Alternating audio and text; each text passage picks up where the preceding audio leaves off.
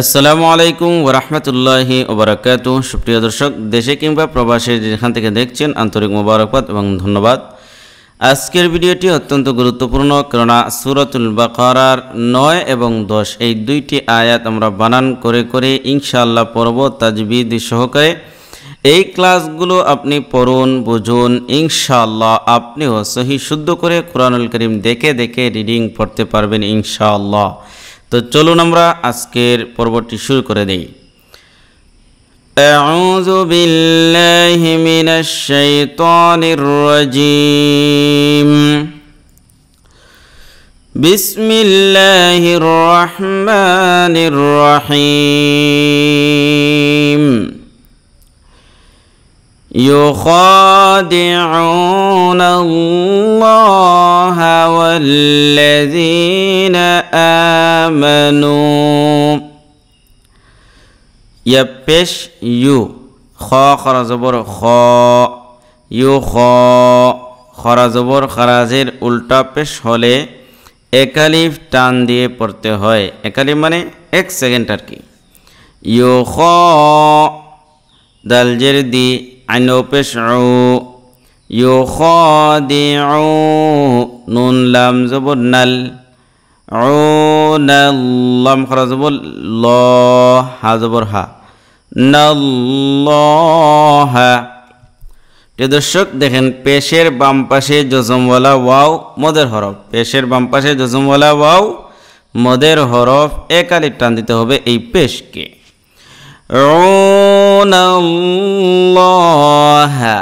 এই যে আল্লাহ শব্দের লাম খরাজবুল লা যে রয়েছে, এইটা কোন সময় পুর হবে আর কোন সময় বারিক হবে। পুর মানে ল, লাম খরাজবর ল, আর বারিক মানে লা, লাম খরাজবর লা। তো লাম এর পূর্বের অক্ষরে যদি জবর অথবা পেশ থাকে তখন এটা পুর হবে, আর যদি জের থাকে তখন বারিক হবে। ঠিক আছে, এখানে কি হবে? পুর হবে। ইউখাদিউনাল্লাহা ওয়াও লাম জবর ওয়াল, লাম জবর লা, ওয়াল্লা জালিয়া জের জি, জেরের বাম পাশে জজমওয়ালা ইয়া মদের হরফ, আর এটা জাল পাতলা হবে, নুন জবর না। ওয়াল্লাযীনা হামজা খরা জবর আ, মিম জবর মা, আমা নুন ওয়াও পেশ নু, আমানু। দেখেন খারা জবর খারাজের উল্টা পেশ হলে কালিফ টান দিয়ে পড়তে হয়, আর পেশের বাম পাশে জজমওয়ালা ওয়াও মদের হরফ এটাকেও একালিফ টান দিতে হবে। يخادعون الله والذين آمنوا وما يخدعون إلا أنفسهم وما يشعرون। ওয়াও জবর ওয়া, মিম আলিফ জবর মা, ওয়া মা জবরের বাম পাশে খালি আলিফ মদের হরফ, জবরের বাম পাশে খালি আলিফ কিসের হরফ? মদের হরফ।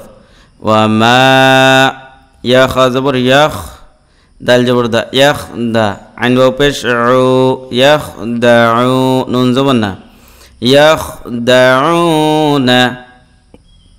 হামজা লাম জের ইল, লাম আলিফ জবর লা, ইল্লা। আর এই যে ডেউ ডেউ চিহ্ন আপনারা দেখতে পাচ্ছেন, এটা হলে 3 আলিফ লম্বা হবে। ইল্লা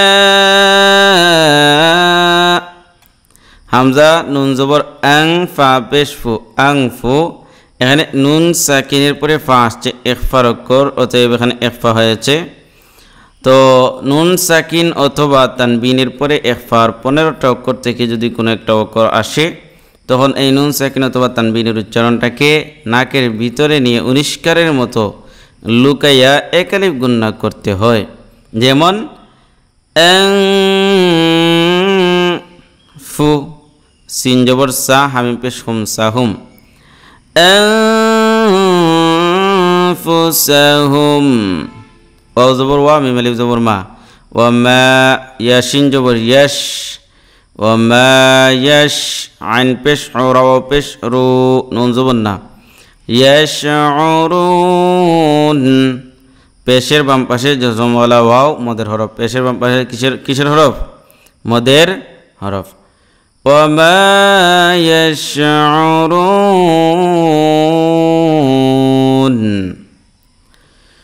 وما يخدعون إلا أنفسهم وما يشعرون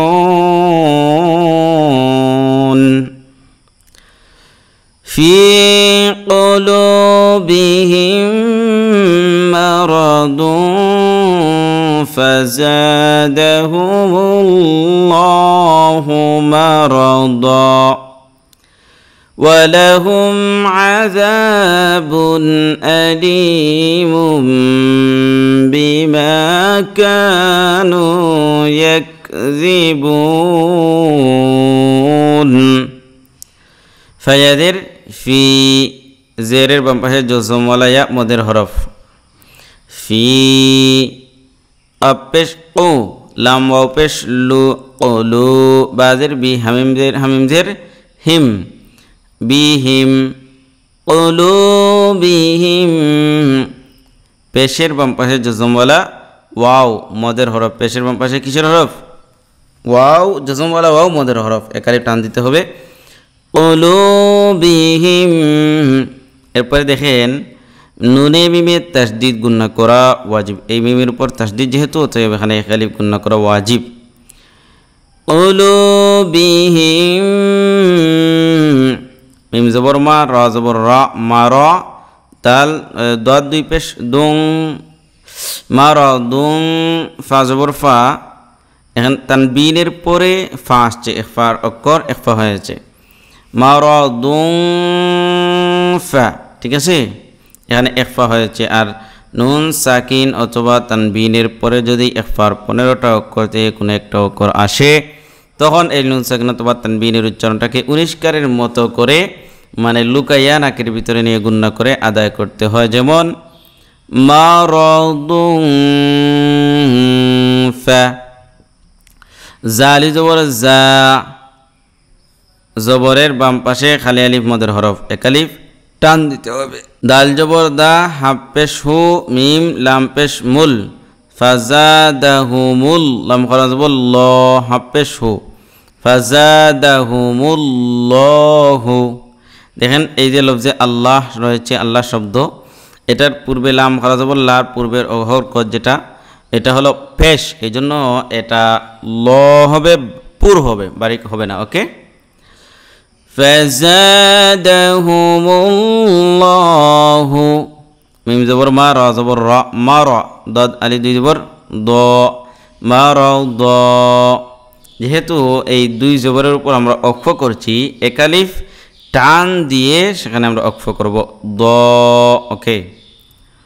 ফাজাদাহুমুল্লাহু মারাদা ওয়া জবর ওয়া লাম জবর লা ওয়ালা হামিম পেশ হুম ওয়ালা হুম আইন জবর আ জাল আলিফ জবর জা আযা বা দুই পেশ বুন আযাবুন হামজা জবর আলাম ইয়াজিল্লি আলি আযাবুন আলিম দেখেন দু তানবিনের পরে হামজা আসছে তানবিনের পরে কি আসছে হামজা আসছে এখানে ইজহার হয়েছে ইজহার মানে নুন সাকিন অথবা তানবিনের পরে ইজহারের কোনো একটা অক্ষর যদি আসে ইজহারের অক্ষর 6টি হামজা হা হা খ আইন গইন এই 6টি হচ্ছে ইজহারের অক্ষর তো নুন সাকিন অথবা তানবিনের পরে দেখেন এখানে তানবিনের পরে কি আসছে হামজা আসছে ইজহারের প্রথম অক্ষর তখন এই নুন সাকিন অথবা তানবিনের উচ্চারণটা স্পষ্ট করে পড়তে হয় কোনো ধরনের গুণনা করা যাবে না কোনো ধরনের টান দেওয়া যাবে না এরকম ওয়ালাহুম আযাবুন আলীম জেরের বাম পাশে জজম ওয়ালা ইয়া আমাদের হরফ একালে টান দিতে হবে এরপরে মিম দুই পেশ মোম বাজের বি মোম বি মিম আলিফ জবর মা বি মা প্রিয় দর্শক তানবিনের পরে দেখেন বা আসছে, এখানে কলব হয়েছে, অতএব এই তানবিনের উচ্চারণটা মিম দ্বারা পরিবর্তন হয়ে যাবে এবং গুণ্য হবে। আলিমুম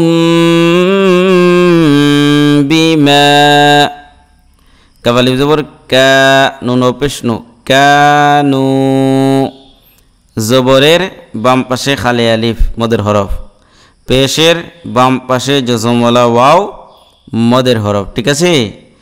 কানু একালে টান দিতে হয় মদের হরফ হলে। ইয়াক কাফ জবর ইয়াক, জাল জের দি, ইয়াক দি, বাও পেশ বু, ইয়াক দি বু, নুন জবন্না, ইয়াক দি বু। যেহেতু আমরা এই নুনে ওয়াকফ করছি, তাতে এই নুন জবর নাটা, এই নুনটা সাকিন হয়ে যাবে, জজম হয়ে যাবে, ঠিক আছে। বিমা কানু ইয়াকযিবুন